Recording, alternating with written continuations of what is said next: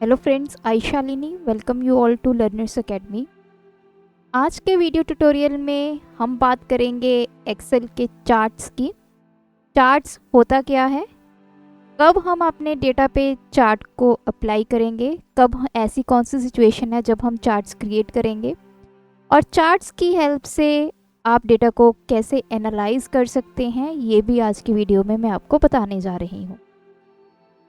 आज हम चार्ट्स के ऊपर नई प्लेलिस्ट क्रिएट करने जा रहे हैं जिसमें आपको बेसिक से लेके एडवांस तक मैं आपको बताऊंगी कैसे आप चार्ट्स बना सकते हैं और क्या क्या ऐसे मेथड्स हैं जैसे आप चार्ट के ऊपर अप्लाई करके आपकी जो डेटा की एनालिसिस है उसको और बहुत इजी कर सकते हैं।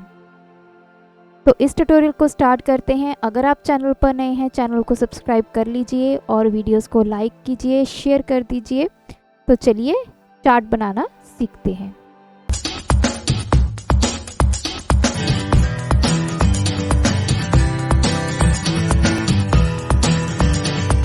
सबसे पहले जैसे हम देख सकते हैं कि मेरे पास कुछ डेटा गिवन है, एम्प्लॉय नेम है, जोन है, सेल है और उनकी सैलरी है। अभी तो मेरे पास बहुत ही लिमिटेड डेटा है।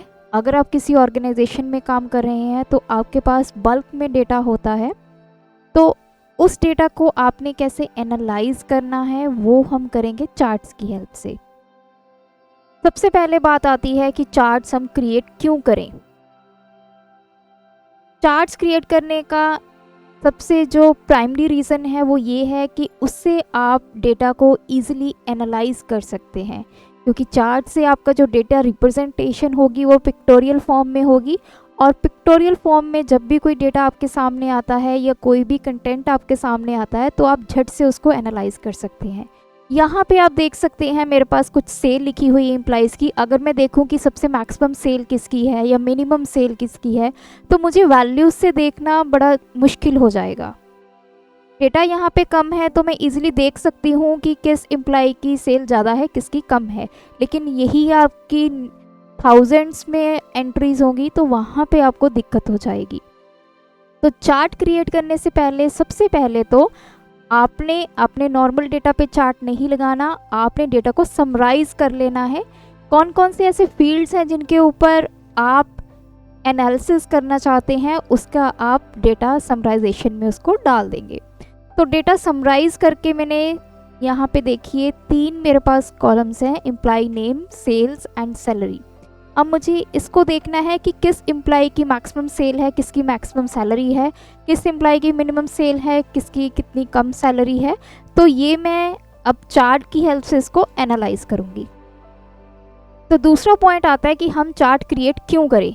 तो मैंने ये रीज़न आपको बता दिया है, चार्ट से आपका जो डेटा एनालिसिस है वो बहुत ईजी हो जाता है। तो सबसे पहले हम बात करेंगे चार्ट्स की। तो चार्ट्स की बहुत सारी कैटेगरीज होती हैं, जैसे कि कॉलम चार्ट है, बार चार्ट है, लाइन चार्ट है, पाई चार्ट है, डोनट चार्ट है। इसी तरह हमारे पास मल्टीपल ग्राफ्स भी हैं। तो जिस तरह की आपकी रिक्वायरमेंट है, आपकी रिक्वायरमेंट क्या है, उसके अकॉर्डिंग आपका जो चार्ट है वो रेडी होगा। आने वाले वीडियोस में हम ये सारी कैटेगरीज को एक एक करके स्टडी करेंगे, एडवांस लेवल पे भी जाएंगे। तो आज के ट्यूटोरियल में बड़े ही बेसिक चार्ट से हम स्टार्ट करते हैं, जो कि है कॉलम चार्ट। कॉलम चार्ट हम कब क्रिएट करेंगे? नंबर 1, जब भी आपको आइटम्स को कंपेयर करना होता है तब हम यूज़ करते हैं कॉलम चार्ट। कंपैरिजन के लिए हम यूज़ करेंगे कॉलम चार्ट। सेकेंड रीज़न है कि आपने देखना है कि टाइम के साथ या किसी वैल्यू के साथ आपका डेटा कैसे चेंज हो रहा है, तब भी इस सिचुएशन में हम यूज़ करेंगे कॉलम चार्ट्स। तो कॉलम चार्ट्स आपने कैसे क्रिएट करने हैं तो देखते हैं। जो आपका डेटा है उस पर आपने क्लिक करना है, इंसर्ट टैब में जाना है और यहाँ पे आपको चार्ट्स का एक ग्रुप मिलेगा। तो इसमें आप देख सकते हैं मल्टीपल चार्ट्स आपको दिखाई देंगे, maps, pivot chart, column chart, ये सारे चार्ट्स हैं। सबसे पहले बात करें रिकमेंडेड चार्ट की। तो ये एक्सेल का ऐसा फीचर है जो आपके डेटा को देख के बताएगा कि कैसा चार्ट आप अपने डेटा पे लगा सकते हैं। तो ये देखिए, ये सारी एक्सेल की रिप्रेजेंटेशंस है, तो इसमें से भी आप कोई सिलेक्ट कर सकते हैं। बात करेंगे सबसे पहले कॉलम चार्ट की। यहाँ पे मैं क्लिक करूँगी तो यहाँ पे जो कॉलम चार्ट है उसकी दो कैटेगरीज दिखाई दे रही हैं, एक है 2D कॉलम और एक है 3D कॉलम। फर्दर आपका जो कॉलम चार्ट है वो फर्दर 2D और 3D में भी फर्दर इसकी क्लासिफिकेशन है, वो हम लेटर ऑन देखते हैं। सबसे पहले मैं बड़े ही बेसिक से स्टार्ट करूँगी जो कि है क्लस्टर्ड कॉलम। अब क्लस्टर्ड कॉलम क्या है, मैंने इस पर क्लिक किया तो आप देख सकते हैं मेरे पास चार्ट रेडी हो गया है। तो चार्ट तो बन गया है, पर इसका सबसे पहले हम एनालिसिस करते हैं कि इस चार्ट का मतलब क्या है। सबसे पहले ऊपर है चार्ट टाइटल, कि आप अपने चार्ट को क्या नाम देना चाहते हैं। तो जैसे मैंने इस पे लिख दिया सेल्स। नेक्स्ट मेरे पास दो एक्सिस हैं, एक हॉरिजॉन्टल है एक वर्टिकल है। जो मेरे पास हॉरिजॉन्टल एक्सिस है उसमें मेरी आएंगी कैटेगरीज। कैटेगरीज का मतलब क्या है, यहाँ पे देखिए मेरे डेटा में, तो ये मेरा डेटा था जिसमें employ name, sales and salary. तो यहाँ पे देखिए मेरे पास सेल्स एंड सैलरी की जो वैल्यूज़ थी वो यहाँ पे शो हो रही हैं और ये सारे एम्प्लॉयज़ के नेम हैं। तो जब भी आपका कॉलम चार्ट में हॉरिजॉन्टल एक्सिस होगा उसमें सारी कैटेगरीज आएंगी जो कॉलम्स आपने रखे हैं टेबल में। और यही मैं बात करूं